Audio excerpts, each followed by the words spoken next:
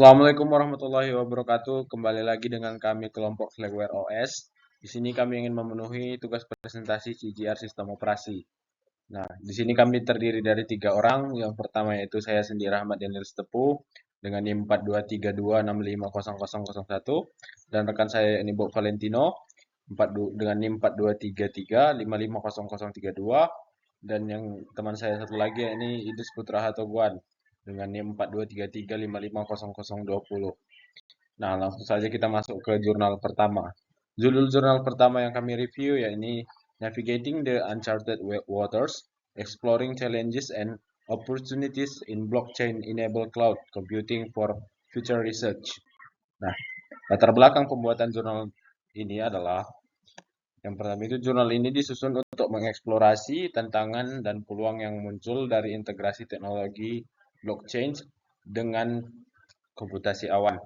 Kedua teknologi ini menawarkan potensi signifikan dalam meningkatkan keamanan dan efisiensi operasional.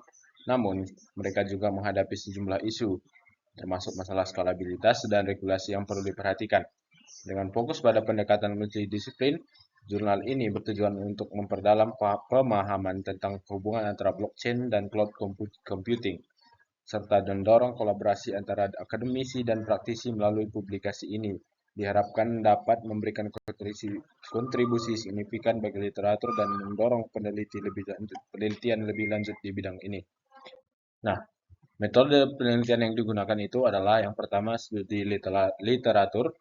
Penelitian ini dimulai dengan melakukan tinjauan pustaka terhadap literatur yang ada mengenai blockchain dan komputasi awan.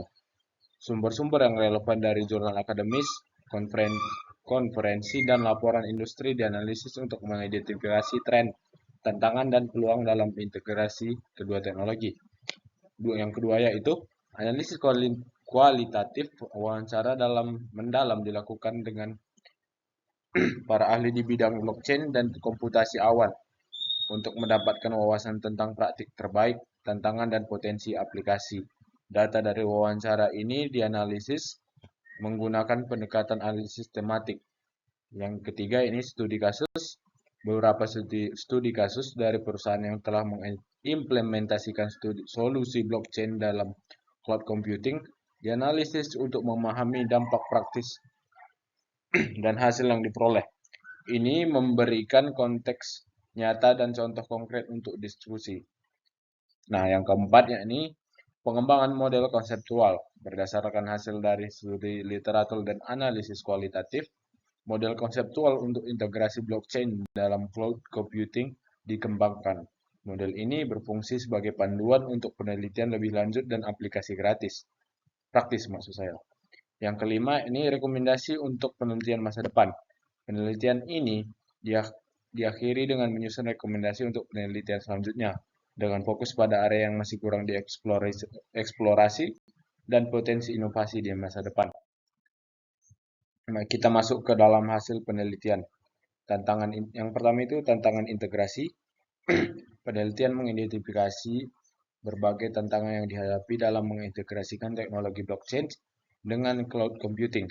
Di antaranya adalah masalah interoperabilitas, skalabilitas, dan keamanan data. Yang kedua ini keamanan dan privasi. Blockchain menawarkan solusi untuk meningkatkan keamanan dan privasi data di cloud. Namun masih ada kekhawatiran terkait pengelolaan kunci dan potensi serangan cyber. Yang ketiga yakni peningkatan transparansi. Penggunaan blockchain dalam cloud computing dapat meningkatkan transparansi transaksi dan data. Ini memungkinkan pengguna untuk melacak dan memverifikasi informasi dengan lebih mudah. Yang keempat yakni efisiensi operasional. Integrasi kedua teknologi ini dapat meningkatkan efisiensi operasional melalui smart contracts yang mengotomatiskan proses dan mengurangi biaya transaksi. Peluang penelitian. Yang kelima itu peluang penelitian. Penelitian ini menyarankan berbagai area untuk mengeksplorasi lebih lanjut, termasuk pengembangan model bisnis baru, aplikasi industri spesifik, dan penelitian tentang algoritma konsensus yang lebih efisien. Dan yang keenam, dampak pada inovasi. Kombinasi blockchain dan cloud computing diprediksi akan mendorong inovasi di berbagai sektor, termasuk keuangan, kesehatan, dan logistik, dengan menawarkan solusi yang lebih fleksibel dan terdesentralisasi. Oke, jurnal 2 akan dilanjutkan dengan saya, Bu Valentino. Judulnya adalah A Novel Model for Cloud Computing Analysis and Measurement. Latar belakang pembuatan jurnal. Dengan pertumbuhan pesat layanan cloud computing, organisasi menghadapi tantangan dalam menganalisis dan mengukur kinerja serta efektivitas sistem cloud mereka. Metrik yang ada seringkali tidak cukup untuk memberikan gambaran menyeluruh tentang kinerja, biaya, dan kepuasan pengguna. Oleh karena itu, diperlukan model baru yang dapat memberikan analisis yang lebih komprehensif dan terukur untuk membantu pengambilan keputusan yang lebih baik dan dalam pengelolaan layanan cloud. Metode penelitian yaitu ada studi literatur.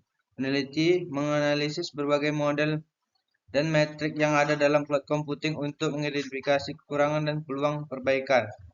Pengembangan model. Peneliti merancang model baru yang menggabungkan berbagai dimensi analitik, termasuk kinerja, biaya, keamanan, dan kepuasan pengguna. Implementasi dan pengujian. Model diuji melalui studi kasus pada beberapa organisasi yang menggunakan layanan cloud, dengan data yang dikumpulkan melalui survei dan wawancara. Yang keempat ada analisis data. Data yang diperoleh untuk mengukur efektivitas model dan memberikan wawasan tentang kinerja layanan cloud. Hasil penelitian yaitu yang pertama, model baru. Penelitian hasil berhasil mengembangkan model analitik yang mencakup metrik multidimensional, memungkinkan organisasi untuk mendapatkan pandangan yang lebih lengkap tentang kinerja cloud. Yang kedua, peningkatan pemahaman. Model ini meningkatkan pemahaman organisasi tentang hubungan antara biaya dan kinerja, serta faktor-faktor yang mempengaruhi kepuasan pengguna. Tiga, aplikasi praktis. Hasil pengujian menunjukkan bahwa model diterapkan secara efektif dalam konteks nyata, membantu organisasi dalam mengambil keputusan terkait layanan cloud. Rekomendasi peneliti memberikan rekomendasi untuk penerapan di berbagai sektor industri, serta saran untuk penelitian lebih lanjut untuk mengembangkan metrik yang lebih adaptif dan responsif terhadap kebutuhan pengguna simpulan.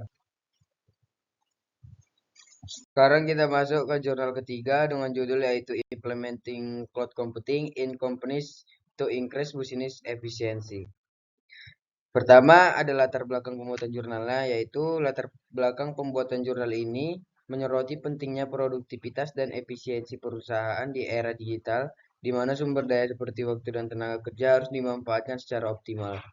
Perusahaan perlu melakukan analisis mendalam terhadap proses bisnis untuk mengidentifikasi area perbaikan, serta menerapkan teknologi informasi dan pelatihan karyawan guna meminimalkan kehilangan sumber daya.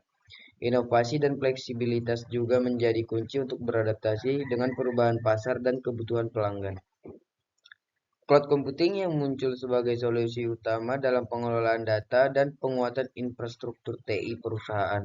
Dengan memanfaatkan sumber daya komputasi terpusat yang dapat diakses melalui internet, cloud computing memungkinkan perusahaan untuk mengakses data dan aplikasi dengan efisien, tanpa bergantung pada sumber daya fisik yang mahal. Meskipun manfaatnya telah terbukti, banyak perusahaan yang belum memanfaatkan cloud computing sepenuhnya, sehingga ada potensi peningkatan efisiensi dan penghematan anggaran yang belum diolah. Sekarang masuk ke metode penelitian. Metode penelitian yang digunakan dalam jurnal ini adalah analisis deskriptif dengan pendekatan kualitatif.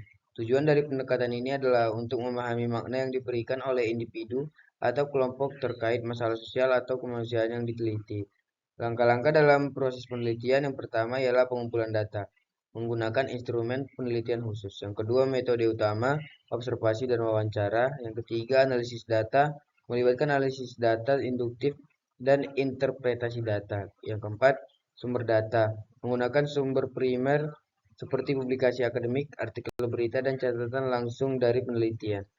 Sekian presentasi dari kelompok kami. Jika ada salah mohon dimaafkan. Assalamualaikum warahmatullahi wabarakatuh.